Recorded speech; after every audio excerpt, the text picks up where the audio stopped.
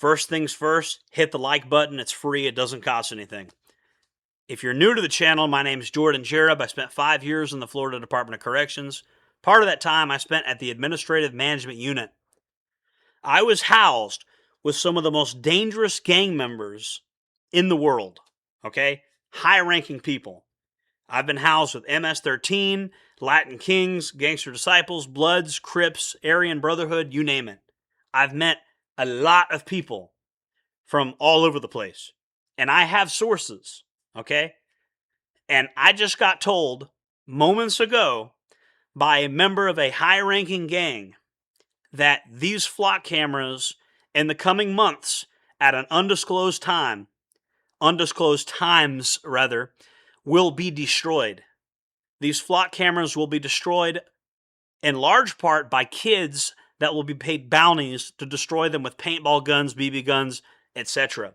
School children will be paid bounties to destroy these cameras. And it's going to happen nationwide in any neighborhood where these gangs are operating. The gangs are absolutely not going to allow the flock cameras to continue to exist in their neighborhoods. The gangs have declared war on it. In fact, you even had different gangs talking to each other about these flock cameras. They look at this as an existential threat to all of their organizations. So you have Bloods, Crips, GDs, Folks, Latin Kings. They're all talking about these flock cameras, and they've all come to the same conclusion. They must be destroyed. The gangs are declaring war on these flock cameras. So what does this mean for the law-abiding citizens? Well, what it means is, once again, you get punished for being a law-abiding citizen. Why? Because the cameras are going to remain functioning in your neighborhood, right? So there you go. It's the anarcho-tyranny as usual. But this source that I heard this from is an incredibly reliable source. I know for a fact that the gangs have said no to the flock cameras. The gangs are going to move to destroy them.